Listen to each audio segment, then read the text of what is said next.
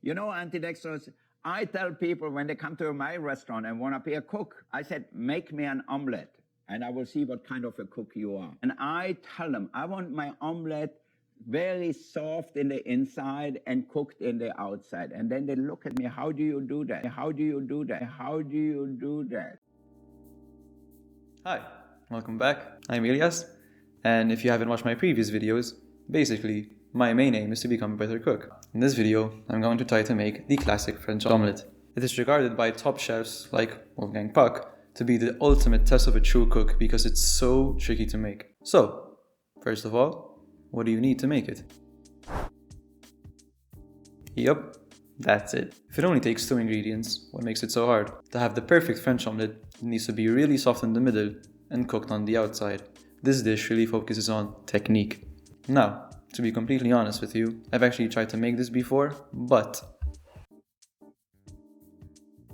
I tried using these pans, which are just way too big. So, I just bought a new one. So, before I actually start making the omelette, I try to look around for some tips. First thing, don't overthink it. It is really hard to make, but practice makes perfect. Even if you do mess it up, it'll still taste really good. Second thing, try to use a non-stick pan like this one because the eggs have a tendency to stick really badly. Third thing is that we don't want any browning. Also, don't use any pepper because it ruins the look of the omelette. Now, I'm going to be using a rubber spatula. A lot of people use forks, but I really don't want to scratch my pan. Also, I feel like a spatula is really good to get under things.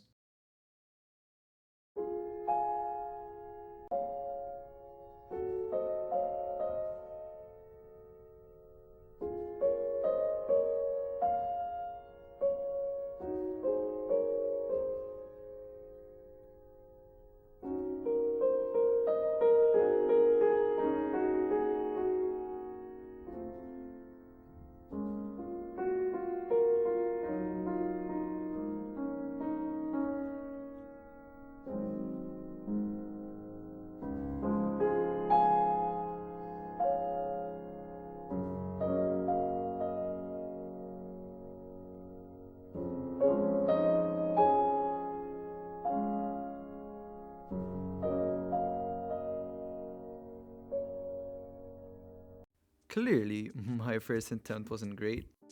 Some notable mistakes were not stirring enough, which caused some browning. Also, I really started to question myself, which in a dish like this you kind of really can't hesitate. It's a weird example, but it's kind of like flipping pancakes. You need to have full confidence to actually do it. Smoking. It wasn't a great first attempt, but my hopes were still pretty high. But who would have thought that it would keep getting worse.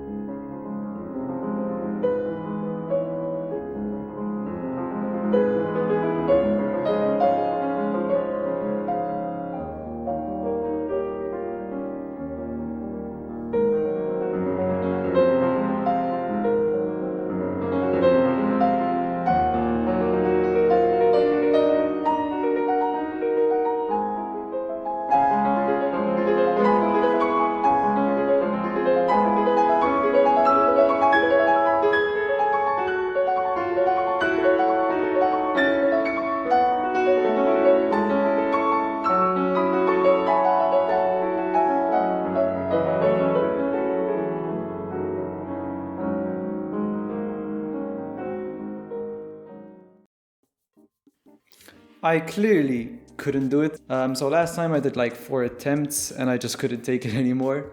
I've had enough of making eggs, of smelling eggs, of eating eggs. I was clearly doing something wrong. The more I kept doing it, the more I kept blaming different things. The way I stir, the utensils I was using, I was even blaming the new pan. I started watching different videos and I realized that people actually successfully making the omelette were taking like a minute to do so, and all of my attempts were at least like 3 minutes. So clearly there is a logical explanation to this. My pan wasn't hot enough. So I tried some attempts off camera and I realized that a medium or medium-high heat is definitely better. So I have 6 eggs left in my fridge, which gives me 2 more attempts. So let's give it another go.